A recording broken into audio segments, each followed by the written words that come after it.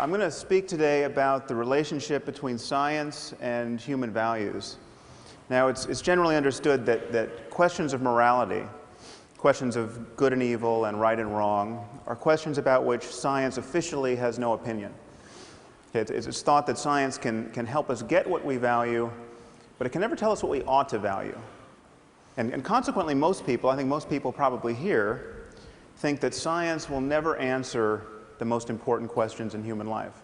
Questions like what is worth living for, what is worth dying for, what constitutes a good life. So I'm going to argue that this is an illusion, that the separation between science and human values is an illusion, and actually quite a dangerous one at this point in human history. Now, it's often said that science cannot give us a foundation for morality and human values because science deals with facts, and facts and values seem to belong to different spheres. It's often thought that there's no description of the way the world is that can tell us how the world ought to be. But I think this is quite clearly untrue. But values are a certain kind of fact. They are facts about the well-being of conscious creatures. Why is it that we don't have ethical obligations toward rocks? Why don't we feel compassion for rocks? It's because we don't think rocks can suffer. And if we're more concerned about our fellow primates than we are about insects, as indeed we are, it's because we think they're exposed to a greater range of potential happiness and suffering. Now, the crucial thing to notice here is that this is a factual claim. This is something we could be right or wrong about. I mean, if we've misconstrued the relationship between biological complexity and the possibilities of experience, well, then we could be wrong about the inner lives of insects. And there is no notion, no version of human morality and human values that I've ever come across that is not at some point reducible to a concern about conscious experience and its possible changes. I mean, even if you get your values from religion, even if you think that good and evil ultimately relate to conditions after death, either to an eternity of happiness with God or an eternity of suffering in hell, you are still concerned about consciousness and its changes. And to say that such changes can persist after death is itself a factual claim, which, of course, may or may not be true. Now, to speak about the conditions of well-being in this life for human beings, we know that there's a continuum of such facts. We know that it's possible to live in a failed state, where everything that can go wrong does go wrong, where mothers cannot feed their children, where strangers cannot find the basis for peaceful collaboration, where people are murdered indiscriminately. And we know that it's possible to move along this continuum towards something quite a bit more idyllic, I mean, to a place where a conference like this is even conceivable. And we know that there are right and wrong answers to how to move in this space. Would adding cholera to the water be a good idea? Well, probably not. Would it be a good idea for everyone to believe in the evil eye so that when bad things happen to them, they immediately blame their neighbors? Probably not. There are truths to be known about how human communities flourish, whether or not we understand these truths. And morality relates to these truths. So in talking about values, we are talking about facts. Now, of course, our situation in the world can be understood at many levels. There's from the level of the genome on up to the level of economic systems and political arrangements. But if we're going to talk about human well-being, we are of necessity talking about the human brain, because we know that our experience of the world and of ourselves within it is realized in the brain, whatever happens after death. Even if the suicide bomber does get 72 virgins in the afterlife, in this life, his personality, his rather unfortunate personality, is the product of his brain. And so the contributions of culture, if culture changes us, as indeed it does, it changes us by changing our brains. And so therefore, whatever cultural variation there is in how human beings flourish can, at least in principle, be understood in the context of a maturing science of the mind, neuroscience, psychology, etc. So what I'm arguing is that values reduced to facts about the conscious experience of conscious beings, and we can therefore visualize a space of possible changes in the experience of these beings. And I think of this as a kind of moral landscape with peaks and valleys that correspond to differences in the well-being of conscious creatures, both personal and collective. And one thing to notice is that perhaps there are states of human well-being that we rarely access, that few people access, and these await our discovery. Perhaps some of these states can be appropriately called mystical or spiritual.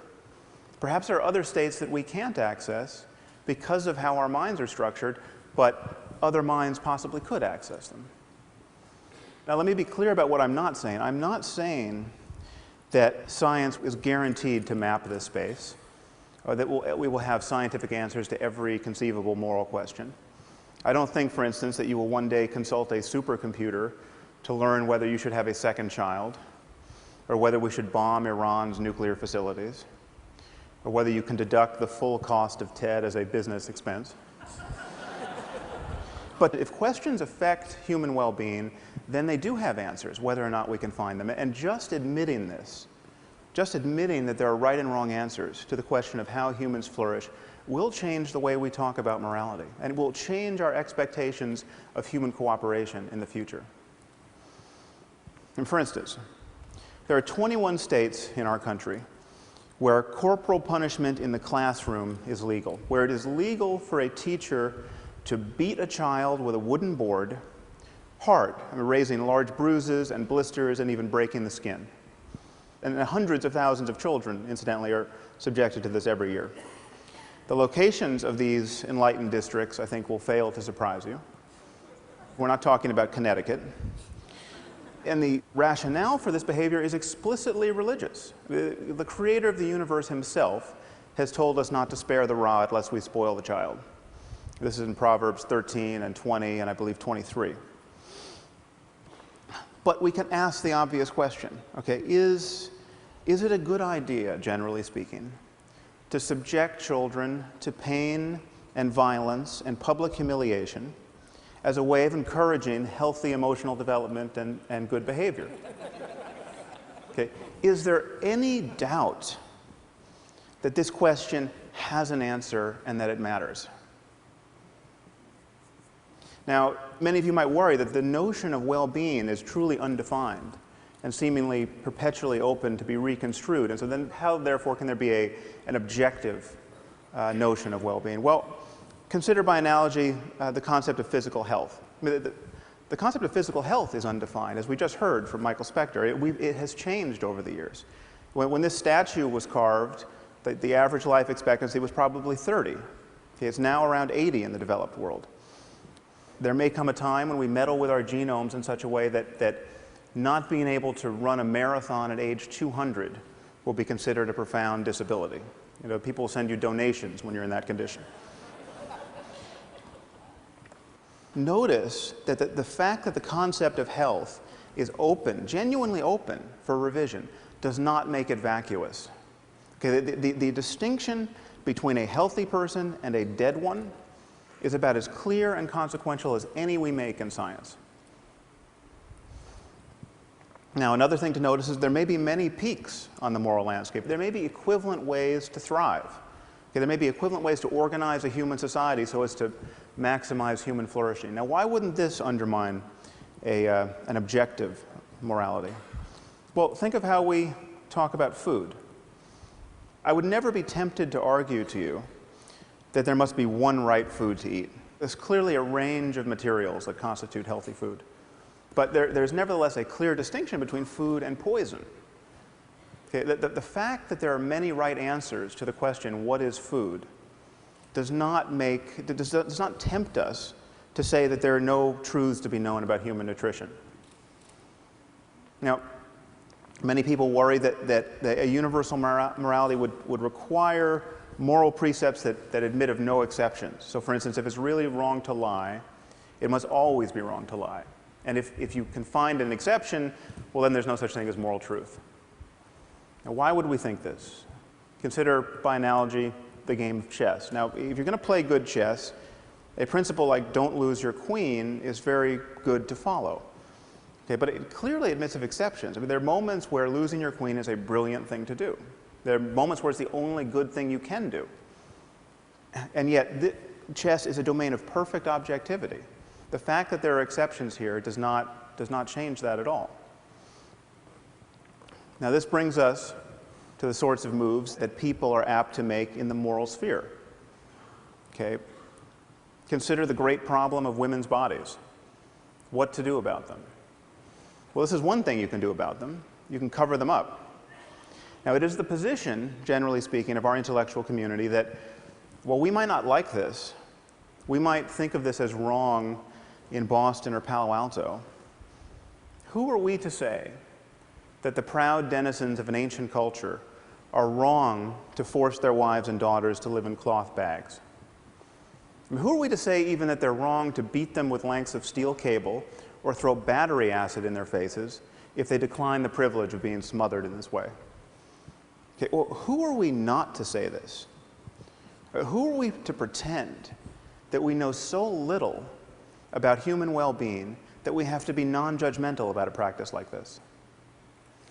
I'm not talking about voluntary wearing of a veil. I mean, women should be able to wear whatever they want, as far as I'm concerned. But what does voluntary mean in a community where, when a girl gets raped, her father's first impulse, rather often, is to murder her out of shame? Just let that fact detonate in your brain for a minute. Your daughter gets raped, and what you want to do is kill her.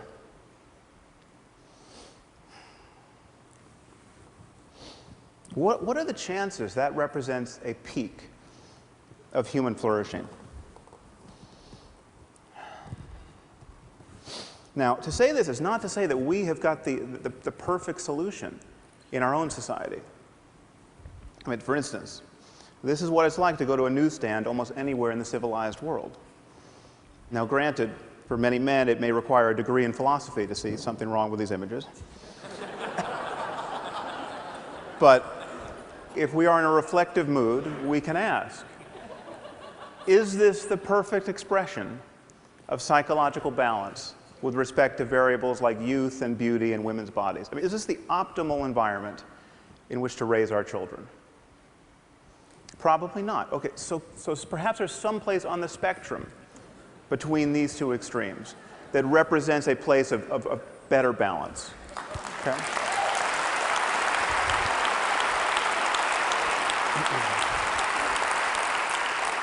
But perhaps there are many such places. I mean, again, given other changes in human culture, there may be many peaks on the moral landscape. But the thing to notice is that there'll be many more ways not to be on a peak. Now, the irony, from my perspective, is that the only people who seem to generally agree with me and who think that there are right and wrong answers to moral questions are religious demagogues of one form or another. And of course, they think they have right answers to moral questions because they got these answers from a voice in a whirlwind. Okay, not because they made an intelligent analysis of the causes and condition of human and animal well-being. And in fact, the endurance of religion as a lens through which most people view moral questions has separated most moral talk from real questions of human and animal suffering. This is why we spend our time talking about things like gay marriage and not about genocide or nuclear proliferation or poverty or any other hugely consequential issue. But the demagogues are right about one thing. We need a universal conception of human values. Now, what stands in the way of this? Well, one thing to notice is that we do something different when talking about morality, especially secular academic scientist types. When talking about morality, we value differences of opinion in a way that we don't in any other area of our lives. So, for instance, the Dalai Lama gets up every morning meditating on compassion, and he thinks that helping other human beings is an integral component of human happiness. Okay, on the other hand, we have someone like Ted Bundy. Ted Bundy was very fond of abducting and raping and torturing and killing young women. Okay, so we appear to have a genuine difference of opinion about how to profitably use one's time. Okay. Most Western intellectuals look at this situation and say, well, there's nothing for the Dalai Lama to be really right about, or for Ted Bundy to be really wrong about, that admits of a real argument that potentially falls within the purview of science. Okay, that, he likes chocolate, he likes vanilla. There's nothing that one should be able to say to the other that should persuade the other. Now notice that we don't do this in science. On the left you have Edward Witten. He's a string theorist. If you ask the smartest physicists around, who's the smartest physicist around, in my experience, half of them will say Ed Witten. The other half will tell you they don't like the question. So, what would happen if I showed up at a physics conference and said string theory is bogus? You know, it doesn't resonate with me, it's not how I choose to view the universe at the smallest scale, I'm not a fan. Okay? Well, nothing would happen because I'm not a physicist. I don't understand string theory. I'm the Ted Bundy of string theory. Okay? I wouldn't want to belong to any string theory club that would have me as a member. Okay? But this is just the point. Okay? Whenever we are talking about facts, certain opinions must be excluded. That is what it is to have a domain of expertise. That is what it is for knowledge to count. How have we convinced ourselves that in the moral sphere there is no such thing as moral expertise, or moral talent, or moral genius even? How have we convinced ourselves that every opinion has to count? How have we convinced ourselves that every culture has a point of view on these subjects worth considering? Does the Taliban have a point of view on physics that is worth considering? No. Okay. How is their ignorance? How is their ignorance any less obvious on the subject of human well-being?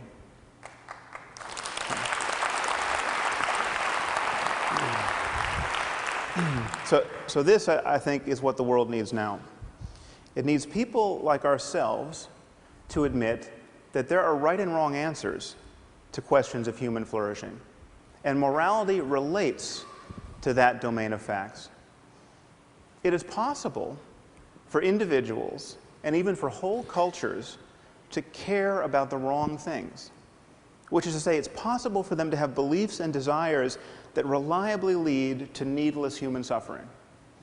Just admitting this will transform our discourse about morality. Okay, we live in a world in which the boundaries between nations mean less and less, and they will one day mean nothing.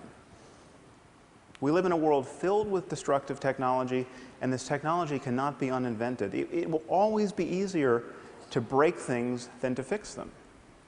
Okay, it seems to me, therefore, patently obvious that we can no more respect and tolerate vast differences in notions of human well-being than we can respect or tolerate vast differences in the notions about how disease spreads, or in the safety standards of buildings and airplanes. We simply must converge on the answers we give to the most important questions in human life. And to do that, we have to admit that these questions have answers. Thank you very much.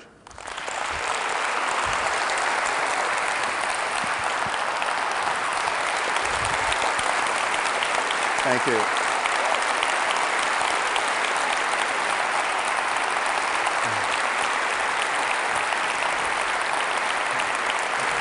I've got a question. Sure. So, some combustible material there. Yeah. Whether in this audience or people elsewhere in the world hearing some of this, may well be doing the screaming with rage thing after as well, some of them. Language seems to me is really important here.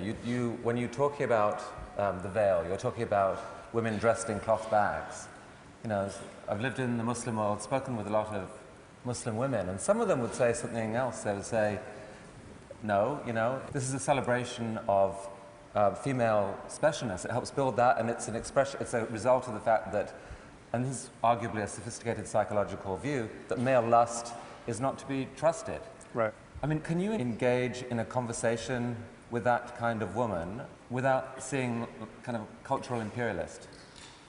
Yeah, well, I think this is, I tried to broach this in a sentence watching the clock ticking, but the question is, what is voluntary in a context where men have certain expectations and certain, and you're guaranteed to be treated in a certain way if you don't veil yourself. And so if anyone in this room wanted to wear a veil or a very funny hat or tattoo their faces. Or, I mean, I think we should be free to voluntarily do whatever we want, but we have to be honest about the constraints that these women are placed under. And so I think we shouldn't be so eager to always take their word for it, especially when it's 120 degrees out and you're wearing a full burqa. A lot of people, want to believe in this concept of moral progress, but can you reconcile that? I think I understood you to say that you could reconcile that with a world that doesn't become one-dimensional, where we all have to think the same. Paint your picture of what, rolling the clock 50 years forward, 100 years forward, how you would like to think of the world, balancing moral progress with richness. Well, I think once you admit that we are on path toward understanding our minds at the level of the brain in some important detail, then you have to admit that we are going to understand all of the positive and negative qualities of ourselves in much greater detail. So we're going to understand positive social emotion, like empathy and compassion. And we're going to understand the factors that encourage it, whether they're genetic, whether they're how people talk to one another, whether they're economic systems. And insofar as we begin to shine light on that, we are inevitably going to converge on that fact space. I mean, so everything is not going to be up for grabs. It's not going to be like, veiling my daughter from birth is just as good as teaching her to be confident and well-educated in the context of men who do desire women. So I don't think we need an NSF grant to know that compulsory veiling is a bad idea. But at a certain point, we're going to be able to scan the brains of everyone involved and actually interrogate them. Do people love their daughters just as much in these systems? And I think they're clearly right answers to that. And if the results come out that actually they do, are you prepared to shift your instinctive current judgment on some of these issues? Well, yeah, modulo one obvious fact that you can love someone in the context of a truly delusional belief system, so that you can say, like, because I knew my gay son was going to go to hell if he found a boyfriend, I chopped his head off, and that was the most compassionate thing I can do. If you get all those parts aligned, yes, I think you could probably be feeling the emotion of love. But again, then we have to talk about well-being in a larger context. And it's all of us in this together. It's not one man feeling ecstasy and then blowing himself up on a bus. Sam, this is a conversation I would actually love to continue for hours. We don't have that, but maybe another time. Thank you for coming to TED. Really an honor. Thank you. Thank you.